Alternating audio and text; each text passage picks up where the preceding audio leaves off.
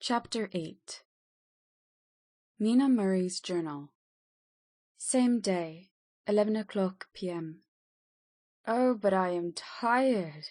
If it were not that I had made my diary a duty, I should not open it tonight.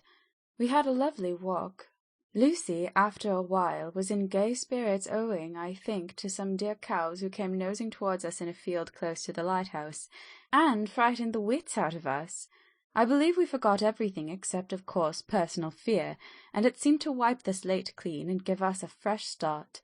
We had a capital severe tea at Robin Hood's Bay in a sweet little old-fashioned inn, with a bow-window right over the seaweed-covered rocks of the Strand. I believe we should have shocked the new woman with our appetites. Men are more tolerant, bless them. Then we walked home with some, or rather many, stoppages to rest, and with our hearts full of a constant dread of wild bulls. Lucy was really tired, and we intended to creep off to bed as soon as we could. The young curate came in, however, and Mrs. Westenra asked him to stay for supper. Lucy and I had both a fight for it with the dusty miller. I know it was a hard fight on my part, and I am quite heroic. I think that some day the bishops must get together and see about breeding up a new class of curates who don't take supper, no matter how they may be pressed to, and who will know when girls are tired. Lucy's asleep and breathing softly. She has more colour in her cheeks than usual, and looks oh so sweet.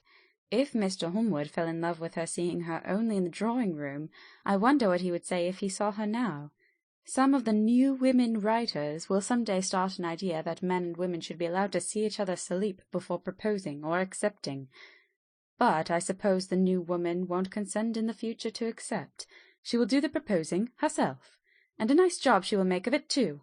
There's some consolation in that. I am so happy tonight because dear Lucy seems better. I really believe she has turned the corner, and that we are over her troubles with dreaming. I should be quite happy if I only knew if Jonathan... God bless and keep him. 11 August, 3 a.m. Diary again. No sleep now, so I may as well write. I am too agitated to sleep. We have had such an adventure, such an agonizing experience. I fell asleep as soon as I had closed my diary.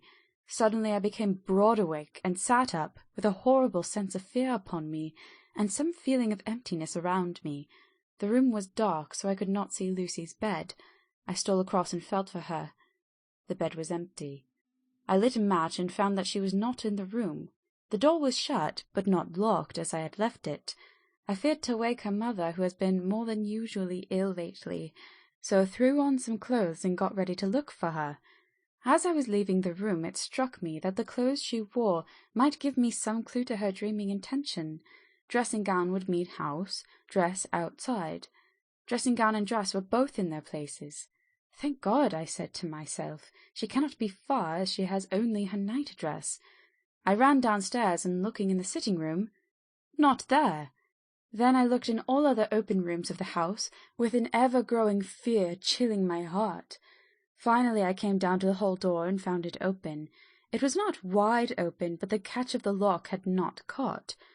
The people of the house are very careful to lock the door every night, so I feared that Lucy must have gone out as she was. There was no time to think of what might happen. A vague, overmastering fear obscured all details. I took a big, heavy shawl and ran out.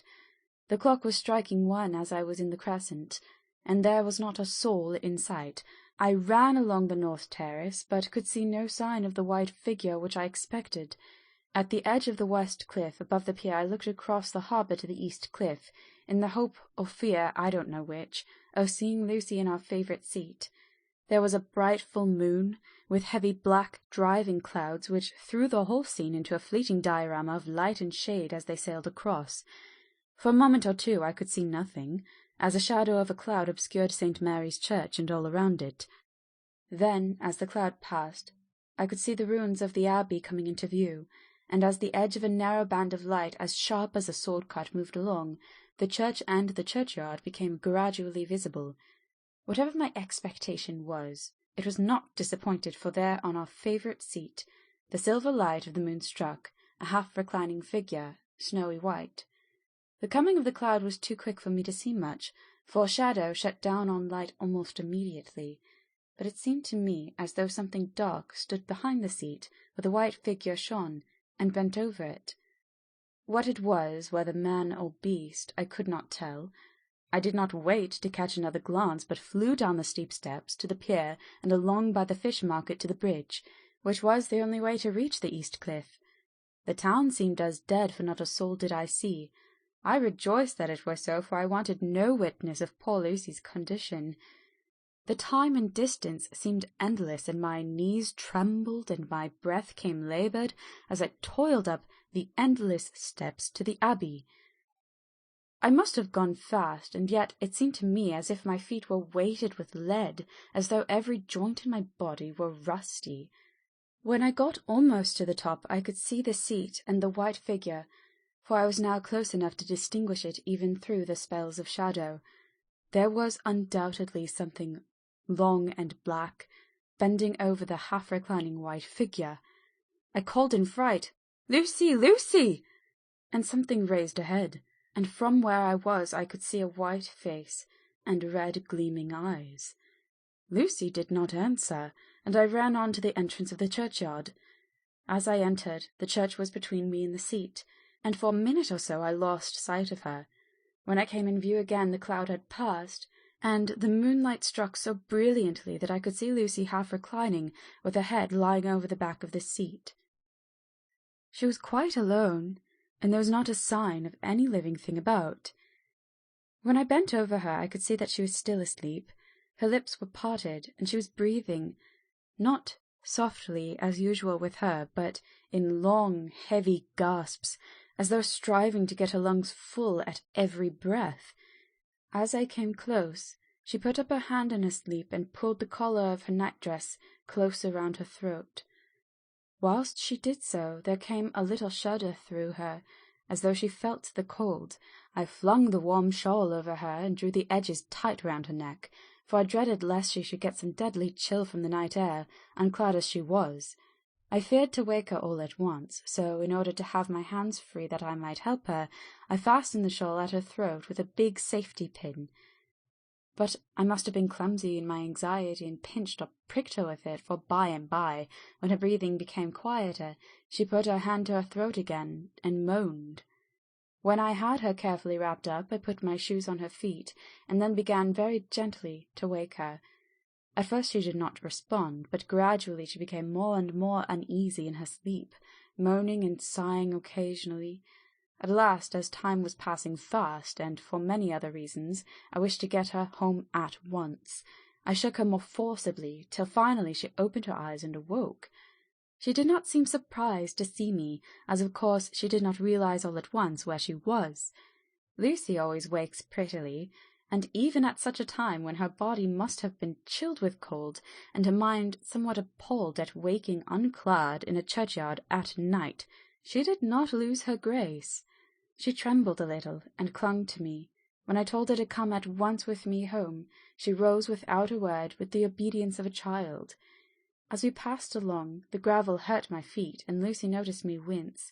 She stopped and wanted to insist upon my taking my shoes, but I would not. However, when we got to the pathway outside the churchyard, where there was a puddle of water remaining from the storm, I daubed my feet with mud, using each foot in turn on the other, so that as we went home no one, in case we should meet anyone, should notice my bare feet. Fortune favoured us, and we got home without meeting a soul. Once we saw a man, who seemed not quite sober, passing along a street in front of us, but we hid in a door till he had disappeared, up an opening such as there are here, steep little closes, or wynds, as they call them in Scotland. My heart beat so loud all the time that sometimes I thought I should faint. I was filled with anxiety about Lucy, not only for her health, lest she should suffer from exposure, but for her reputation in case the story should get wind.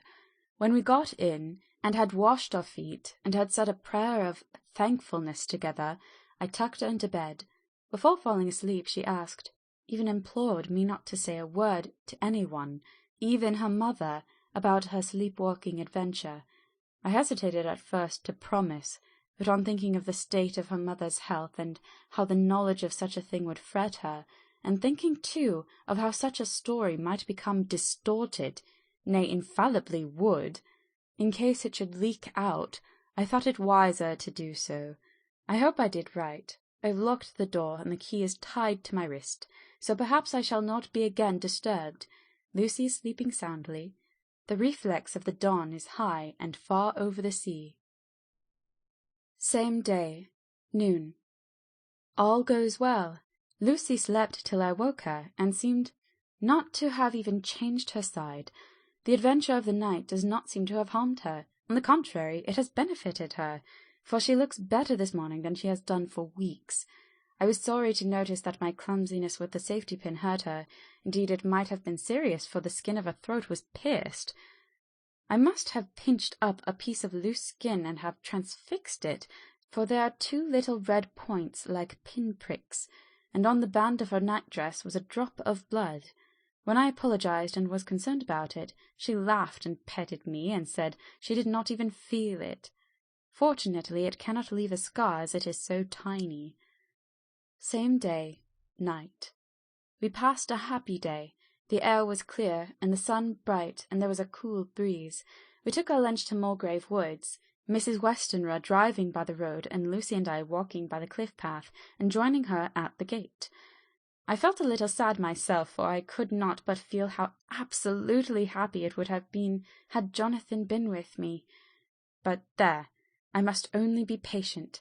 In the evening we strolled in the casino terrace, and heard some good music by Spohr and Mackenzie, and went to bed early.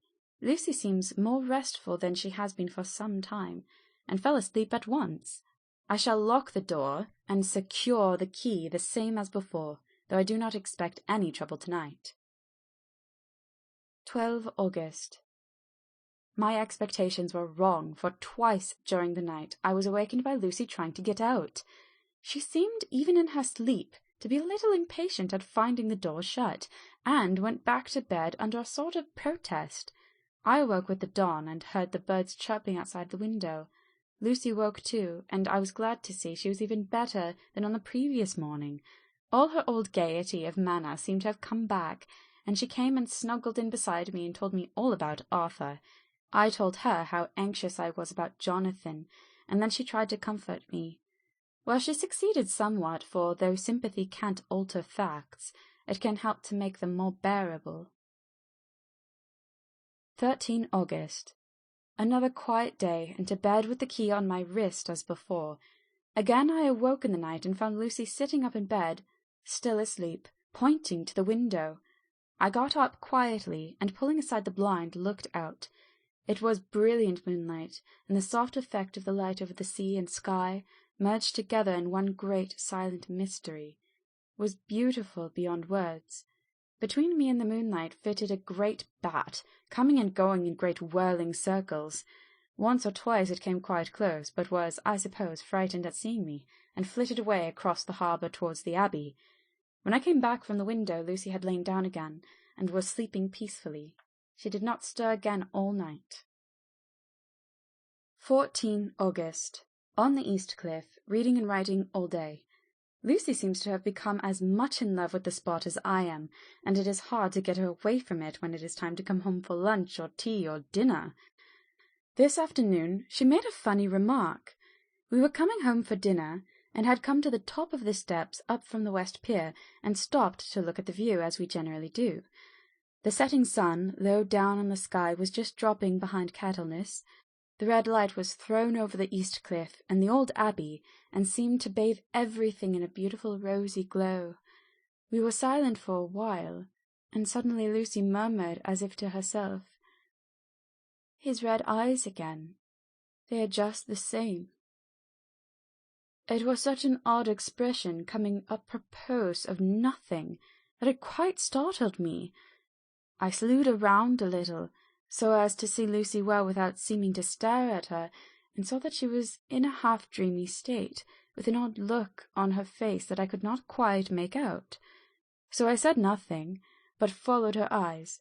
She appeared to be looking over at our own seat, whereon a dark figure, seated alone. I was a little startled myself, for it seemed for an instant as if the stranger had great eyes like burning flames. But a second look dispelled the illusion. The red sunlight was shining on the windows of St. Mary's Church behind our seat, and as the sun dipped there was just sufficient change in the refraction and reflection to make it appear as if the light moved. I called Lucy's attention to the particular effect, and she became herself with a start, but she looked sad all the same. It may have been that she was thinking of that terrible night up there. We never referred to it, so I said nothing, and we went home for dinner. Lucy had a headache and went early to bed. I saw her sleep and went out for a little stroll myself. I walked along the cliffs to the westward, and was full of sweet sadness, for I was thinking of Jonathan.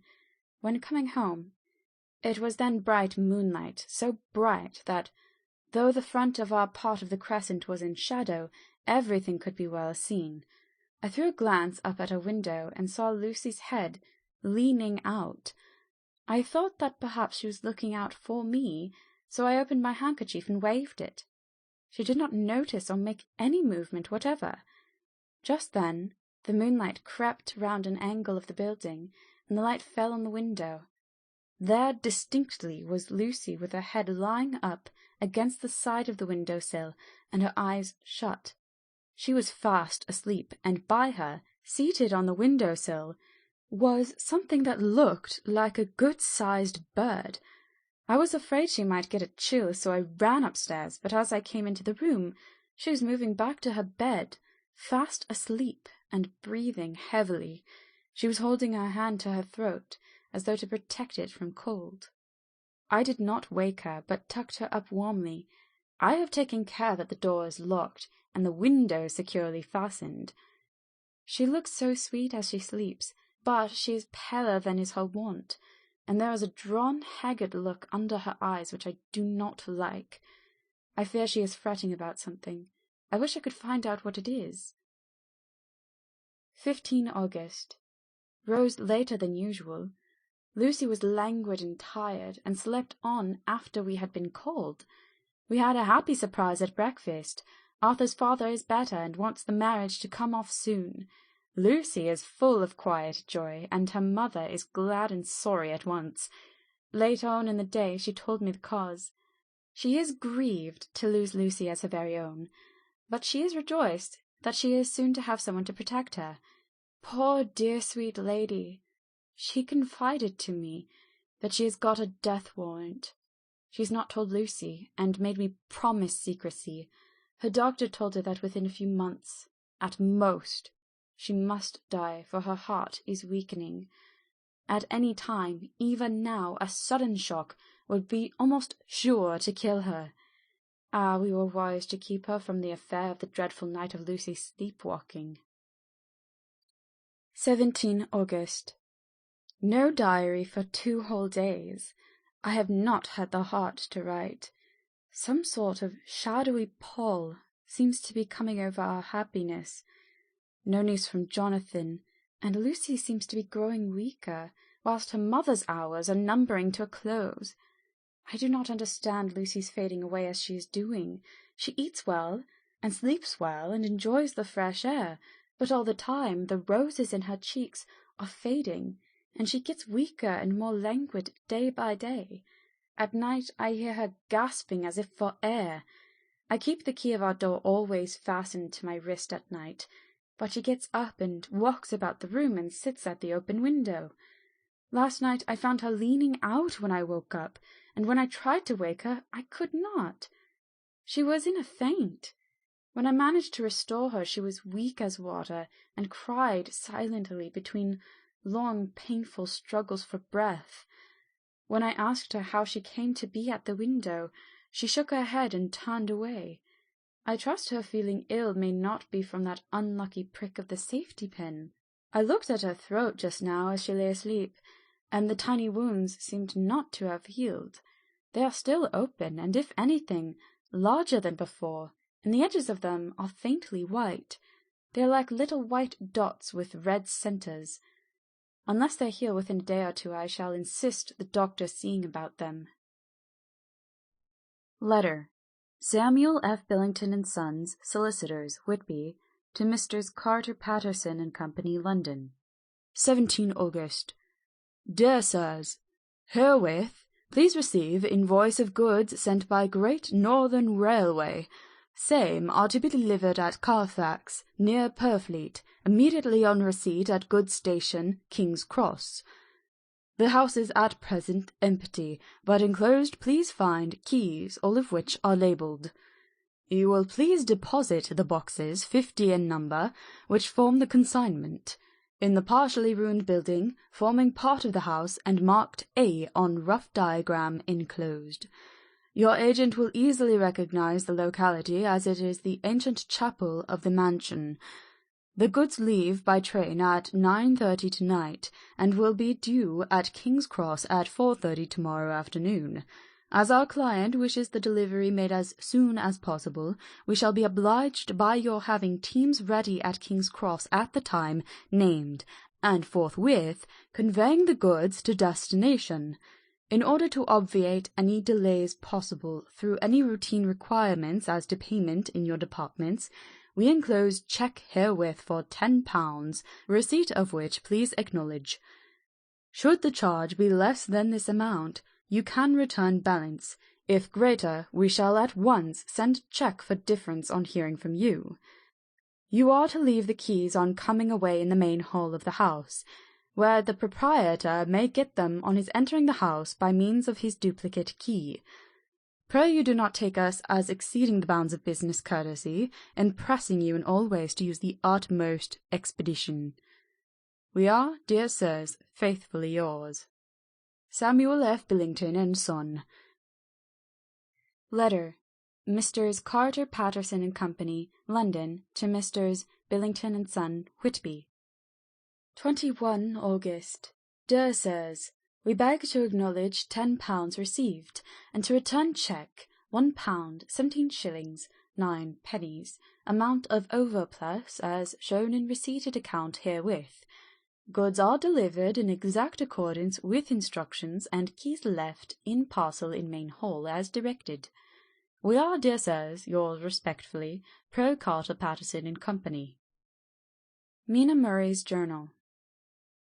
18 August. I am happy today, and right sitting on the seat in the churchyard. Lucy is ever so much better. Last night she slept well all night, and did not disturb me once. The roses seem to be coming back already to her cheeks, though she is still sadly pale and wan-looking. If she were in any way anemic, I could understand it, but she is not. She is in gay spirits and full of life and cheerfulness. All the morbid reticence seems to have passed from her, and she has just reminded me, as if I needed any reminding, of that night, and that it was here, on this very seat, I found her asleep. As she told me, she tapped playfully with the heel of her boot on the stone slab and said, "My poor little feet didn't make much noise then. I dare say poor old Mr. Swales would have told me that it was because I didn't want to wake up Geordie." As she was in such a communicative humour, I asked her if she had dreamed at all that night. Before she answered, that sweet puckered look came into her forehead which Arthur, I call him Arthur from her habit, says he loves, and indeed I don't wonder that he does. Then she went on in a half-dreaming kind of way, as if trying to recall it to herself. I didn't quite dream, but it all seemed to be real. I only wanted to be here, in this spot. I don't know why, for I was afraid of something. I don't know what. I remember, though I suppose I was asleep, passing through the streets and over the bridge. A fish leapt as it went by, and I leaned over to look at it, and I heard a lot of dogs howling. The whole town seemed as if it must be full of dogs all howling at once, as I went up the steps. Then I had a vague memory of something long and dark with red eyes, just as we saw in the sunset, and something very sweet and very bitter all around me at once. And then I seemed to be sinking into deep green water, and there was a singing in my ears, as I have heard there is to drowning men. And then everything seemed passing away from me. My soul seemed to go out from my body and float about the air. I seem to remember that once the West Lighthouse was right under me, and then there was a sort of agonizing feeling, as if I were in an earthquake, and I came back and found you shaking my body. I saw you do it before I felt you." Then she began to laugh. It seemed quite a little uncanny to me, and I listened to her breathlessly. I did not quite like it, and thought it better not to keep her mind on the subject, so we drifted on to other subjects, and Lucy was like her old self again. When we got home, the fresh breeze had braced her up, and her pale cheeks were really more rosy. Her mother rejoiced when she saw her, and we all spent a very happy evening together. 19 August. Joy, joy, joy! Although not all joy. At last, news of Jonathan. The dear fellow has been ill. That is why he did not write. I am not afraid to think or say it, now that I know. Mr. Hawkins sent me on the letter, and wrote himself oh so kindly. I am to leave in the morning, and go over to Jonathan, and to help to nurse him, if necessary, and to bring him home. Mr. Hawkins says that it would not be a bad thing if we were to be married out there. I have cried over the good sister's letter till I can feel it wet against my bosom, where it lies. It is of Jonathan, and must be next to my heart, for he is in my heart. My journey is all mapped out, and my luggage ready. I am only taking one change of dress. Lucy will bring my trunk to London, and keep it till I send for it may be that I must write no more. I must keep it to say to Jonathan, my husband. The letter that he has seen and touched must comfort me till we meet. Letter, Sister Agatha, Hospital of St. Joseph and St. Mary, Budapest, to Miss Wilhelmina Murray. 12 August.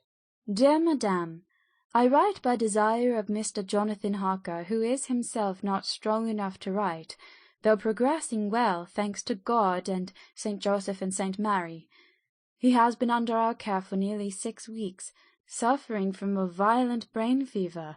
He wishes me to convey his love, and to say that by this post I write for him to Mr. Peter Hawkins, Exeter, to say, with his dutiful respects, that he is sorry for his delay, and that all of his work is completed. He will require some few weeks' rest in our sanatorium in the hills, but will then return. He wishes me to say that he has not sufficient money with him, and that he would like to pay for his staying here, so that others who need shall not be wanting for help. Believe me, yours with sympathy and all blessings, Sister Agatha. P.S. My patient being asleep, I open this to let you know something more. He has told me all about you, and that you are shortly to be his wife. All blessings to you both. He has had some fearful shock, so says our doctor, and in his delirium his ravings have been dreadful, of wolves and poison and blood, of ghosts and demons, and I fear to say of what. Be careful with him always, that there be nothing to excite him of this kind for a long time to come. The traces of such an illness as his do not lightly die away. We should have written long ago, but we knew nothing of his friends, and there was on him nothing that anyone could understand. He came in the train from Klausenberg, and the guard was told by the station-master there that he rushed on to the station shouting for a ticket for home. Seeing from his violent demeanour that he was English, they gave him a ticket for the furthest station on the way thither that the train reached. Be assured that he is well cared for. He has won all hearts by his sweetness and gentleness. He is truly getting on well, and I have no doubt will in a few weeks be all himself. But be careful of him for safety's sake. There are, I pray God and St. Joseph and St. Mary, many, many, many happy years for you both. Dr. Seward's Diary. 19 August. Strange and sudden change in Renfield last night. About 8 o'clock, he began to get excited and sniff about as a dog does when setting. The attendant was struck by his manner, and knowing my interest in him, encouraged him to talk. He is usually respectful to the attendant and at times servile, but tonight, the man tells me, he was quite haughty. He would not consent to talk with him at all. All he would say was, "I don't want to talk to you. You don't count now. The master is at hand." The attendant thinks it is some sudden form of religious mania which has seized him. If so, we must look out for squalls, for a strong man with homicidal and religious mania at once might be dangerous. This combination is a dreadful one. At 9 o'clock I visited him myself. His attitude to me was the same as that to the attendant. In his sublime self-feeling, the difference between myself and attendant seemed to him as nothing. It looks like religious mania, and he will soon think that he himself is God. These infinitesimal distinctions between man and man are too paltry for an omnipotent being. How these madmen give themselves away! The real God taketh heed lest a sparrow fall, but the God created from human vanity sees no difference between an eagle and a sparrow. Oh, if men only knew! For half an hour or more, Renfield kept getting excited in greater and greater degree. I did not pretend to be watching him, but I kept strict observation all the same. All at once that shifty look came into his eyes, which we always see when a madman has seized an idea, and with it the shifty movement of the head and back which asylum attendants come to know so well. He became quite quiet, and went and sat at the edge of his bed resignedly, and looked into space with lacklustre eyes. I thought I would find out if his apathy were real or only assumed, and tried to lead him to talk of his pets, a theme which had never failed to excite his attention. At first he made no reply, but at length said testily, "Bother them all! I don't care a pin about them." "What?" I said. "You don't mean to tell me that you don't care about spiders?" Spiders at present are his hobby, and the notebook is filling up with columns of small figures. To this he answered enigmatically, "The bride-maidens rejoice the eyes that wait the coming of the bride, but when the bride draweth nigh, then the maidens shine not to the eyes that are filled." He would not explain himself, but remained obstinately seated in his bed all the time I remained with him. I am weary tonight and in low spirits. I cannot but think of Lucy, and how different things might have been. If I don't sleep at once, chloral, the modern Morpheus, C2HCl3O. H2O! Must be careful not to let it grow into a habit. No, I shall take none tonight. I have thought of Lucy, and shall not dishonour her by mixing the two. If need be, tonight shall be sleepless. Later. Glad I made the resolution, gladder that I kept to it. I had lain tossing about, and had heard the clock strike only twice, when the night watchman came to see me, sent up from the ward to say that Renfield had escaped. I threw on my clothes and ran down at once. My patient is too dangerous a person to be roaming about. Those ideas of his might work out dangerously with strangers. The attendant was waiting for me. He said he had seen him not 10 minutes before, seemingly asleep in his bed. When he had looked through the observation trap in the door, his attention was called by the sound of the window being wrenched out. He ran back and saw his feet disappear through the window, and had at once sent up for me.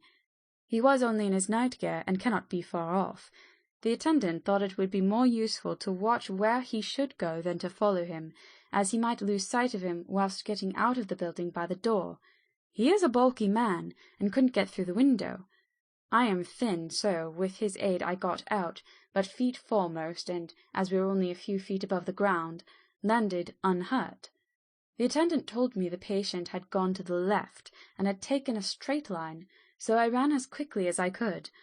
As I got through the belt of the trees, I saw a white figure scale the high wall which separates our grounds from those of the deserted house. I ran back at once, told the watchman to get 3 or 4 men immediately, and follow me onto the grounds of Carfax, in case our friend might be dangerous. I got a ladder myself, and crossing the wall dropped down on the other side. I could see Renfield's figure just disappearing behind the angle of the house, so I ran after him. On the far side of the house I found him pressed close against the old iron-bound oak door of the chapel. He was talking, apparently, to someone, but I was afraid to go near enough to hear what he was saying, lest I might frighten him, and he should run off. Chasing an errant swarm of bees is nothing to following a naked lunatic when the fit of escaping is upon him. After a few minutes, however, I could see that he did not take note of anything around him, and so ventured to draw nearer to him, the more so as my men had now crossed the wall and were closing him in. I heard him say, "I am here to do your bidding, master. I am your slave, and you will reward me, for I shall be faithful. I have worshipped you long and afar off. Now that you are near, I await your commands, and you will not pass me by, will you, dear master, in your distribution of good things?" He is a selfish old beggar, anyhow. He thinks of the loaves and fishes even when he believes he is in a real presence. His manias make a startling combination. When we closed in on him, he fought like a tiger. He is immensely strong, for he was more like a wild beast than a man. I never saw a lunatic in such a paroxysm of rage before, and I hope I shall not again. It is a mercy that we have found out his strength and his danger in good time. With strength and determination like his, he might have done wild work before he was caged. He is safe now, at any rate. Jack Sheppard himself couldn't get free from the strait waistcoat that keeps him restrained, and he's chained to the wall in the padded room. His cries are at times awful, but the silences that follow are more deadly still, for he means murder in every turn and movement. Just now he spoke coherent words for the first time. "I shall be patient, master. It is coming, coming, coming." So I took the hint and came to. I was too excited to sleep, but his diary has quieted, and I feel I shall get some sleep tonight. End of chapter 8.